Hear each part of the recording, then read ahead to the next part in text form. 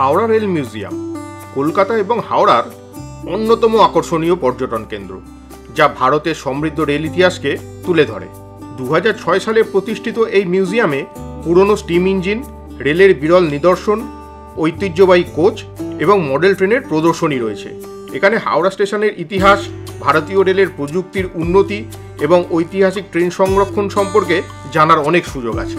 যারা রেলপ্রেমী এবং rail journey করতে ভালোবাসেন এবং রেলের ইতিহাস যারা জানতে চান, তাদের জন্য এই জায়গা একেবারে আদর্শ। Good afternoon. অনেক দিন পরে সবার সঙ্গে দেখা। কেমন আছেন সবাই? আমিও মোটামুটি ভালোই আছি। আপনাদের জানিয়েছি একটা দুর্ঘটনায় আক্রান্ত হয়েছিলাম, তো আপনাদের ভালোবাসা এবং আশীর্বাদে আবার স্বাভাবিক জীবনে ফিরে এসেছি। আর যখন স্বাভাবিক জীবনে ফিরে এসেছি, ট্রাভেল তো করতেই হবে।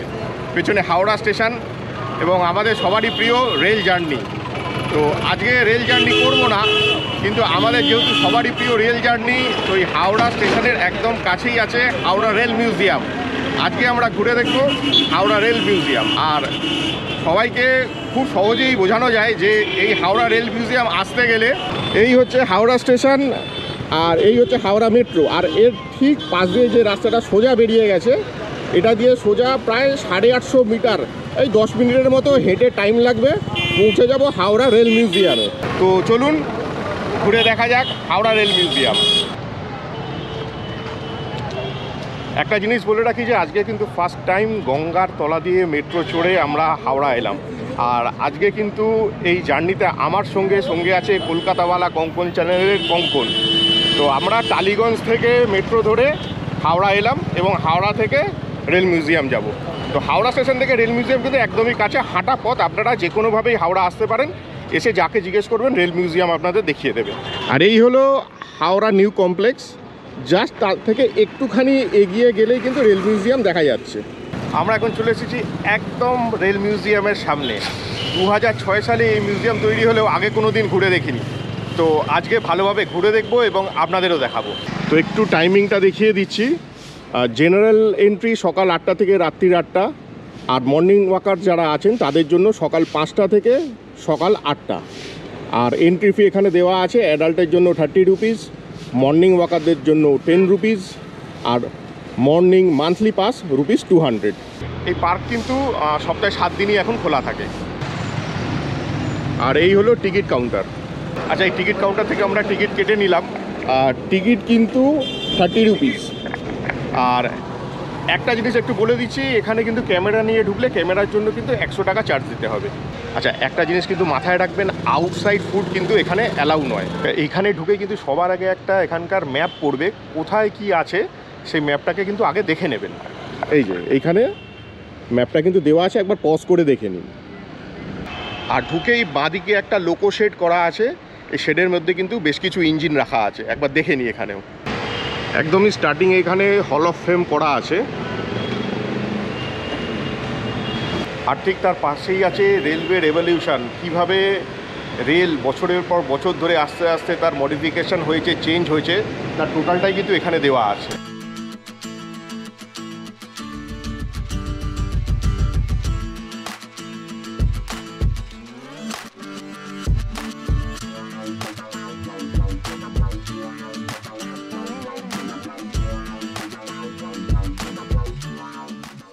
জেমস ওয়াটের তৈরি স্টিম ইঞ্জিন থেকে শুরু করে বর্তমান LHB কোচ সবটাই কিন্তু এখানে দেখানো আছে।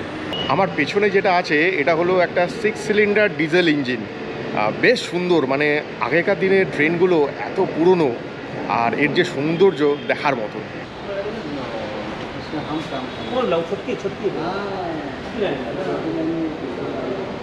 আর ঠিক এর সামনেই এর ইতিহাসটাও কিন্তু দেওয়া আছে।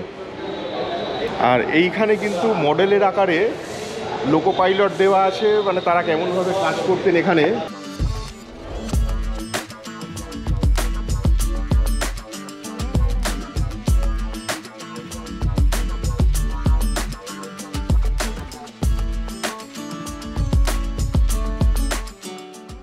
সত্যি দেখার মতো। আমরা যারা রেল চড়তে ভালোবাসি আর তাদের জন্য কিন্তু এই জায়গা একদম আদর্শ। আর আমার দুই পাশে আছে পুরনো আমলের ফার্স্ট ক্লাস কামরা।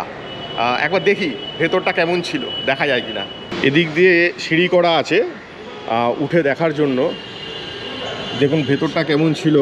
ভেতরে কিন্তু টেবিল একটা আছে যেখানে লাঞ্চ করা যায়, কাপ প্লেট ফল সব সাজানো রয়েছে।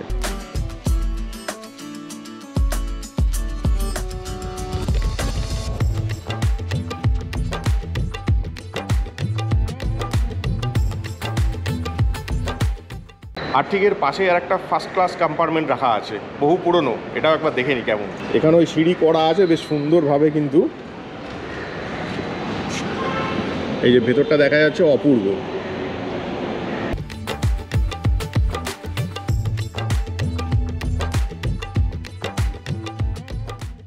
আর এই রাস্তাটা করা আছে, আর যেতে যেতে কিন্তু আপনারা খুব সুন্দরভাবেই দেখতে পাবেন। তবে এইগুলো বাইরে থেকেই দেখতে হচ্ছে, যদি ভেতরে ঢুকে দেখার সুযোগ থাকতো আরও বেশি ভালো লাগতো। এখানে রেলে ব্যবহৃত বহু পুরনো যন্ত্রাংশ রাখা আছে। এটা হচ্ছে ভার্টিক্যাল বয়লার বলা হয় এটাকে, fire tube boiler, Lancashire boiler. এইটা দেখুন ডাবল পাইপ হরাইজন্টাল বয়লার। আর একটা স্টিম ইঞ্জিনের মডেল এখানে রাখা আছে। সত্যি এখানে এলে আমরা তো একটা জায়গা থেকে একটা জায়গায় যখন ট্রেনে জার্নি করি, ট্রেনের কিন্তু অনেক কিছুই আমরা জানি না। এখানে এলে কিন্তু অনেক কিছুই দেখার আছে যেগুলো ফার্স্ট টাইম আমরা দেখছি। এখন যে রেল ইঞ্জিনের সামনে দাঁড়িয়ে আছি, এটা 1889 সালে তৈরি হয়েছিল।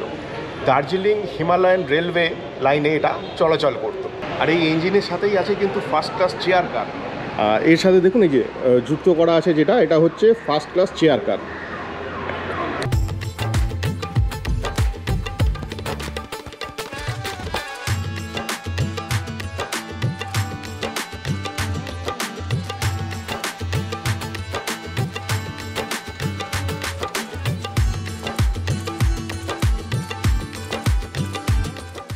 আচ্ছা, লোকোশেডের ভেতরে যে পোর্শনটা ছিল সেটা তো আমরা ঘুরে দেখে নিয়েছি, বাইরেও কিন্তু অনেক কিছু দেখার আছে। এবার বাইরের অংশটা আমরা ঘুরে দেখব।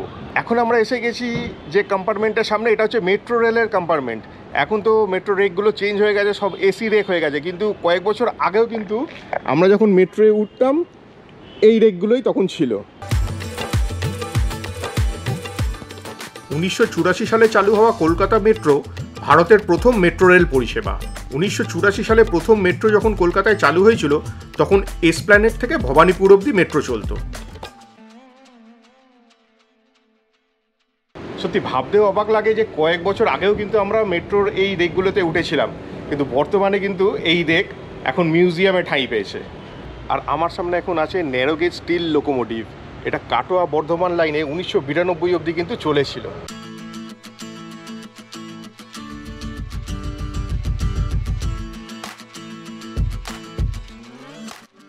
এইবার আর একটা অদ্ভুত জিনিস দেখে নেবো, যেটা হলো রেল বাস। আমি আগে কোনো দিন চড়িনি, কেউ যদি চড়ে থাকেন জানাবেন। আর এই হলো রেল বাস, দেখুন বেশ সুন্দর, কিন্তু একদম ছোট্ট বাসের মতো রেল।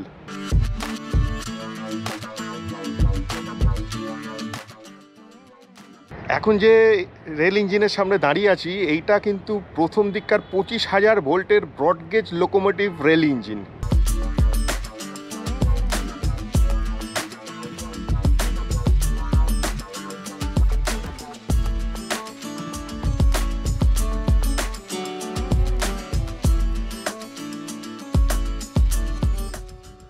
এখন চলে এসেছি যে ট্রেনটার সামনে, দেখুন ইস্ট পাকিস্তান রেলওয়ে। এই ট্রেনটার কিন্তু একটা ইতিহাস আছে। যখন 1971 সালে ভারত পাকিস্তান যুদ্ধ হয়, তখন কিন্তু ভারতীয় আর্মি এই রেলটিকে আটক করে।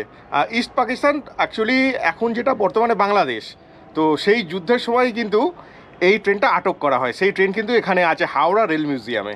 আর একটা জিনিস আপনাদেরকে দেখাই, এই যে ইস্ট পাকিস্তান রেলওয়ে যে ট্রেনটা আছে, এই ট্রেনের চাকার সাইজটা দেখুন। আমি দাঁড়িয়ে আছি, আমার থেকেও এর হাইট বেশি, মানে আমার 5 ফুট 6 ইঞ্চি, তার থেকেও কিন্তু এর চাকার হাইট বেশি।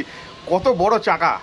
এই অংশটাতে কিন্তু রেলওয়ের ব্যবহৃত বেশ কিছু যন্ত্রাংশ রাখা আছে।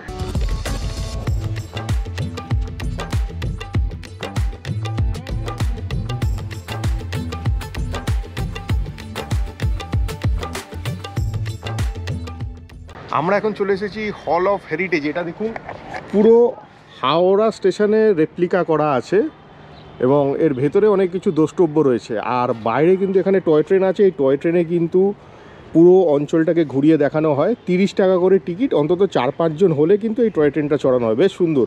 শুধু বড়রা বা রেলপ্রেমীরা নয়, বাচ্চারা এলেও কিন্তু যথেষ্ট আনন্দ এখানে পাবে।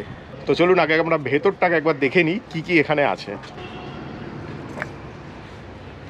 আচ্ছা, এখানে ঢুকে একটা অদ্ভুত জিনিস দেখলাম, যেটা হলো আমরা যখন হাওড়া স্টেশনে যাই অনেকে অনেক জায়গা থেকে পৌঁছাই, তো আমাদের একটা জায়গা থাকে খুব কমন জায়গা, যেটা হচ্ছে বড় ঘড়ি। মানে আমরা সবাই গিয়ে বড় ঘড়ির তলায় দাঁড়িয়ে অপেক্ষা করি। তো এখানে একটা বড় ঘড়িরও কিন্তু রেপ্লিকা রয়েছে, বেশ সুন্দর দেখুন।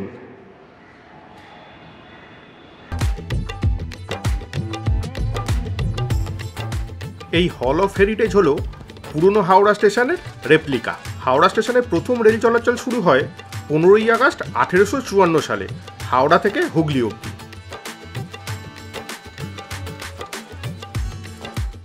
আর হাওড়া স্টেশনের কিন্তু একটা বেশ সুন্দর মডেল করে এখানে রাখা আছে, দেখার মতন।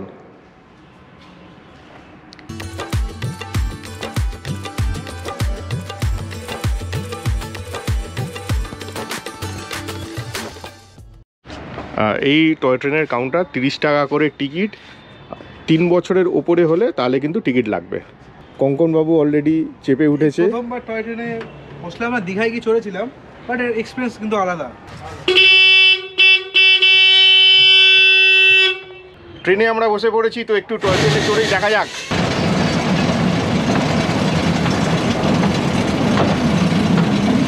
দুর্দান্ত অভিজ্ঞতা। রেল মিউজিয়ামে এসে একটু রেল চড়বো না, সেটা তো হতে পারে না। তো যাই হোক, টয় ট্রেনে চড়ার মজাও কিন্তু খুব কম নয়।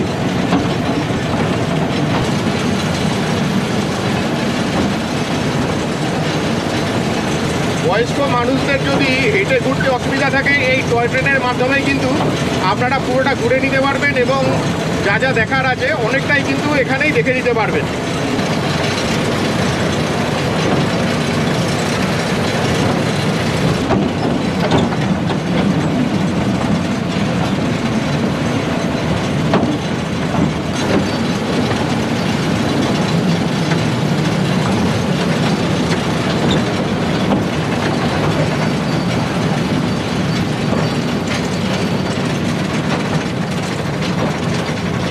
এখানে আর একটা সুন্দর ঐতিহাসিক জিনিস আছে, এটা হচ্ছে পোর্টেবল স্টিম ইঞ্জিন, বহু পুরনো।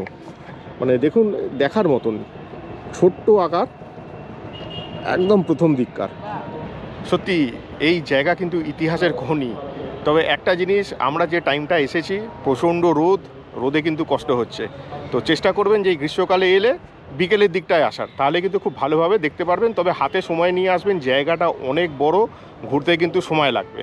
অনেকক্ষণ হয়েছে আমরা এই জায়গাটা ঘুরে দেখলাম। তবে একটা জিনিস আগেও যেটা বলেছি, যে বাইরের খাবার কিন্তু ভেতরে অ্যালাউ নয়। খিদে বেশ পেয়েছে, খাওয়া দাওয়ার কি অ্যারেঞ্জমেন্ট আছে একবার দেখে নিই। ভিতরেই আছে ইম্পেরিয়াল কিচেন, দেখি কি খাবার আমাদের জন্য অপেক্ষা করছে ওখানে। আচ্ছা, এখানে খাওয়া দাওয়ার অ্যারেঞ্জমেন্টটা কিন্তু খুব সুন্দর। মানে বাইরে এই এরিয়াটাও রয়েছে, আর এখানে কিন্তু ট্রেন আছে। ট্রেনের একটা কামরা এখানে রেখে দিয়েছে, এই কামরাটায় কিন্তু রেস্টুরেন্ট আসলে। তো দেখা যাক ভেতরটা ঢুকে। বাহ, ঢোকার মুখেই ওয়াশ বেসিন, বেশ সুন্দর পরিষ্কার পরিচ্ছন্ন।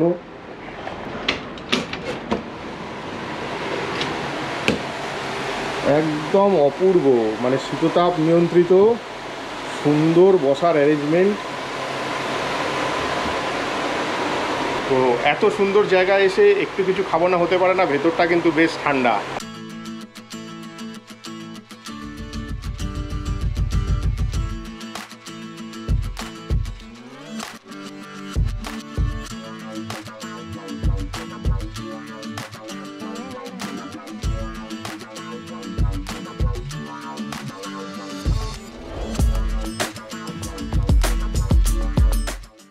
এসে গেছে ফ্রাইড রাইস আর চিলি চিকেন। এবার একটু খাওয়া দাওয়ায় কনসেন্ট্রেট করা যাক। জায়গাটা তো বেশ সুন্দর, খাওয়াটা দেখি একদম অথেন্টিক চাইনিজ ফুডের যে টেস্ট হওয়া উচিত, একদমই সেরকম। বেশ ভালো খেতে, ঘোরাটা যেমন ভালো হয়েছে, খাওয়াটাও বেশ ভালো। তবে একটা জিনিস দেখলাম, যে আমি আর কঙ্কন এসে ঘুরলাম, বেশ ভালো লাগলো। একটা দিন ফ্যামিলি নিয়েও এখানে আসবো, এসে ঘুরে যাব। জায়গাটা সত্যি সুন্দর, খুব ভালো পরিবেশ, আর খাওয়ার কোয়ালিটি বেশ ভালো এবং প্রাইসও কিন্তু বেশ রিজনেবল। তো এই জায়গাটা টুক করে ঘুরে যাওয়ার জন্য অল্প সময়ের মধ্যে আদর্শ, তাও 3 ঘন্টা অন্তত সময় নিয়ে আসা উচিত এইখানে। কলকাতা থেকে, হাওড়া থেকে যারা থাকেন খুব সহজেই এখানে আসতে পারবেন, এবং দূরেও যারা থাকেন যদি আসতে চান একদম হাওড়া স্টেশনে নেমে মাত্র 850 মিটার, পায়ে হেঁটে খুব বেশি হলে 10 মিনিট লাগে। তো আজকে আর ভিডিওটা দীর্ঘায়িত করছি না, অনেক দিন পরে ঘুরতে বেরোলাম, ঘোরা এরকম চলবে। আপনাদের আশীর্বাদ সবসময় আমার সঙ্গে আছে, ভালোবাসার সঙ্গে আছে বলে আবার স্বাভাবিক জীবনে আমি ফিরে এসেছি। তো সকলকে ধন্যবাদ এবং ভালোবাসা। ভিডিওটা এখানেই শেষ করলাম। ভালো লাগলে অবশ্যই লাইক, শেয়ার আর সাবস্ক্রাইব করতে কিন্তু ভুলবেন না। সবাই সুস্থ থাকবেন, ভালো থাকবেন।